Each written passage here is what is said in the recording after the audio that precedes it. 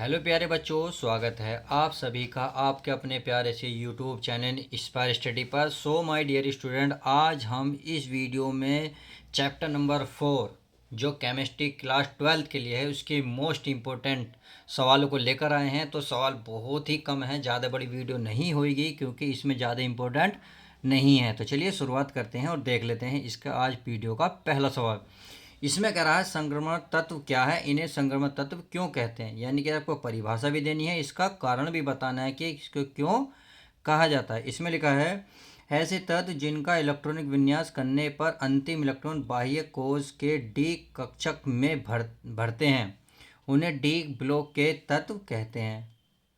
D block के तत्वों को ही संक्रमण तत्व के नाम से जाना जाता है। आगे डी ब्लॉक के तत्व एस तथा पी ब्लॉक के बीच में स्थित होते हैं। डी ब्लॉक के तत्व एस तथा पी ब्लॉक के बीच में स्थित होते हैं, इसी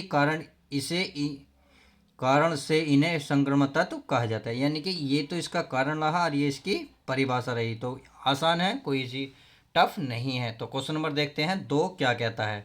क्वेश्चन नंबर 2 देख लेते हैं। ये कह रहा संक्रमण तत्वों के अभिलक्षण या गुण या विशेषताएं। यानी कि इन तीनों को एक ही भाषा दी जाती है। आप गुण जानते हैं, विशेषता जानते हैं, परंतु अभिलक्षण भी पेपर में आ सकता है। तो मेरे प्यारे बच्चों, इसलिए मैंने तीनों शब्दों का यूज किया है। तो अगला देखते हैं कि इसके क्या क्या लक्षण हैं। नंबर 1, सभी संक्रमण तत्व उच्च गलनांक तथा क्वेथनांक के धातु हैं। नंबर 2, इसमें अधिकांश धातुएं रंगीन यौगिक बनाती हैं। नंबर 3, ये धातुएं संकुल यौगिक बनाते हैं। नंबर 5 है, चौथा ही हो गया है। चौथा, ये अच्छे उत्प्रेरक हैं, उत्प्रेरक होते हैं। तथा 5वां, इनमें धात्विक चालकता उपस्थित होती है। तो बहुत ईजी है, केवल आपको सिर्फ रटना है। क्वेश्चन नंबर 3 है कि कारण लिखे, अर्थात आपके सामने 4-5 आपको परिभाषा देगी, उसका रीजन बताना है। तो मैंने इसमें मोस्ट इम्पोर्टेंट जो एग्जाम में हर साल आते हैं, लगभग आने की इस बार भी उम्मीद है, इसलिए मैंने वो टॉपिक लिए हैं। तो पहला है इसमें संक्रमण तत्व रंगीन यौगिक बनाते हैं, इसका कारण क्या है, यह आपको कारण लिखना है। तो मैंने ज़्यादा बड़ा नहीं लिखे थे कि बड़ी बड़ी चीज़ें तो किताब में भी लिखी हैं, मॉडल में भी लिखे हैं, परंतु मैंने तो वो टॉपिक उठाए हैं और वो सटीक लैंग्वेज लिखी है जो सही निशाने पर आपको लगेगी और नंबर आपके भरमार यानी कि नंबरों की बारिश दे के जाएगी। तो इसलिए मैंने कम से कम शब्दों में ज़्यादा से ज़्यादा समझाने की कोशिश की है परिभाषा को। तो चलिए पढ़ लेते हैं इसको। ये करा संक्रमण तत्व ठोस अवस्था या जलीय विलयन में रंगीन आयन बनाते हैं।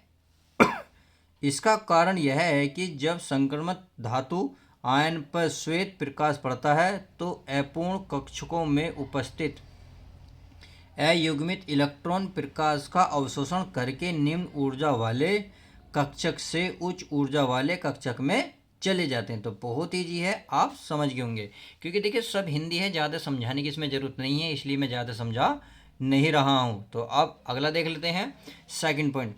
ये कह रहा संक्रमण तत्व अनुचुंबकीय लक्षण प्रकट करते हैं, क्यों। यानी कि इसका कारण बताना है कि संक्रमण तत्व जो होते हैं अनुचुंबकीय लक्षण प्रकट करते हैं, इसका कारण क्या है, इसका मतलब क्या है। तो आपको इसका मतलब देना है। देखिए संक्रमण तत्व और आयन अयुग्म इलेक्ट्रॉनों की संख्या का प्रदर्शन करते हैं या अनुचुंबकीय लक्षण का प्रदर्शन करते हैं। इसका कारण यह है कि डी उपकोष में प्राय अयुग्मित इलेक्ट्रॉन होते हैं। जब इनमें अयुग्मित इलेक्ट्रॉन नहीं होते तो उस दशा में इनके आयन प्रतिचुंबकीय गुण को दर्शाते हैं। तो समझ गए, बहुत ईजी है। अब देखते हैं नेक्स्ट। नंबर 3 है संक्रमण तत्व या इनके यौगिक एक उत्तम उत्प्रेरक का कार्य करते हैं, कारण दीजिए। तो इसमें कारण है संक्रमण तत्व या उनके यौगिक को उत्प्रेरक के रूप में प्रयोग किया जाता है। इसका कारण यह है कि ये परिवर्ती ऑक्सीकरण अवस्था को दर्शाते हैं तथा इनके पास अपूर्ण डी उपकोष होता है, जिससे यह अभिक्रिया वेग को बढ़ा देते हैं। तो बहुत ईजी है दोस्तों, समझते जाइएगा।